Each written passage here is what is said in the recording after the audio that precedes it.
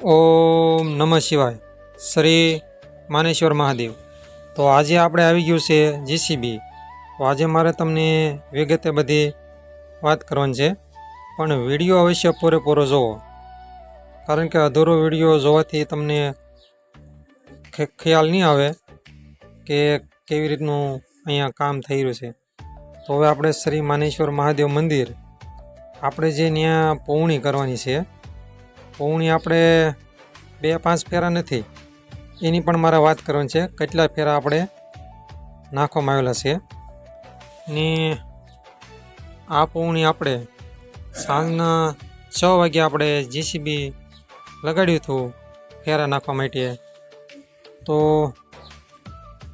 આપણે જીસીબી ઓછામાં ઓછું 12 કલાક હાંકવામાં આવેલું છે. 12 કલાક એટલે આખી રાત એટલે સવારે 6 વાગ્યા સુધી જીસીબીથી આપણે આ ટ્રેક્ટરના ફેરા માર્યા છે. ત્યારે આ પૌણીનું કામ પરિપૂર્ણ થયું છે. તમે જોઈ શકો છો, આ કાંઈ થોડી જાજી પૌણી નથી. અને આ કામ તમને કદાચ સહેલું લાગતું છે વિડીયોના માધ્યમથી, તો ખરેખર એટલું બધું આ કામ સહેલું નથી. આ આપણે કહેવત એક છે કે નેવાના પાણી મોભે ચડાવવા, આ એવું કામ છે. કામ આ કઠિન કામ છે, પણ આપણે કામ નિર્વિઘ્ન પરિપૂર્ણ કામ થઈ ગયેલ છે.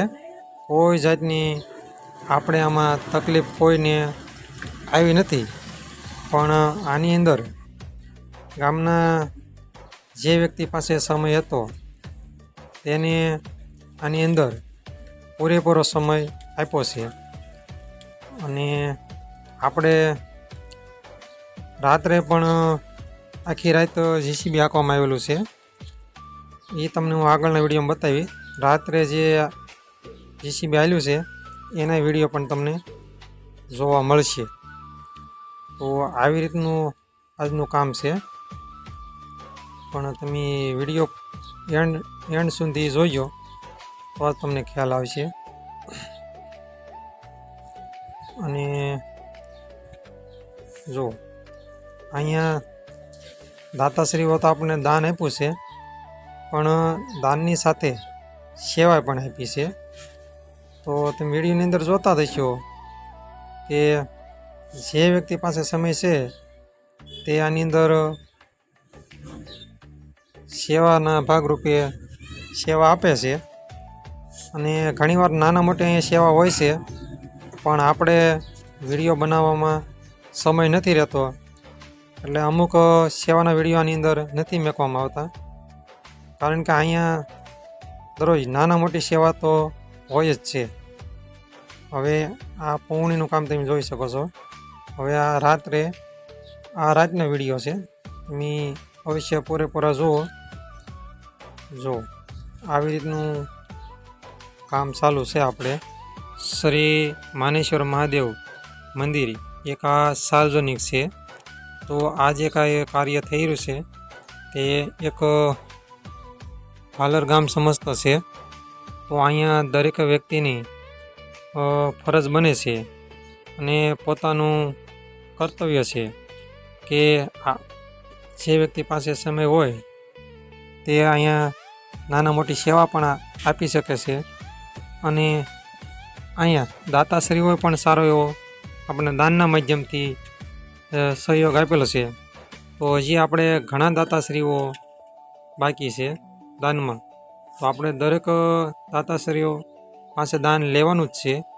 પણ કહેવાનો મારો અહીંથી મુખ્ય હેતુ એવો છે કે આ સેવાનું કાર્ય જે મંદિરનું થઈ રહ્યું છે આપણને બધાને ખબર છે. તો અહીંયા અમારે બને ત્યાં સુધી માગવું ન પડે, કારણ કે તમારી દરેક વ્યક્તિને અહીંયા ફરજ બનતી હોય છે પોતાની સગવડતા પ્રમાણે અવશ્ય દાન આપવું જોઈએ. અને એક આ સાર્વજનિક મહાદેવનું મંદિર છે. મહાદેવના મંદિરે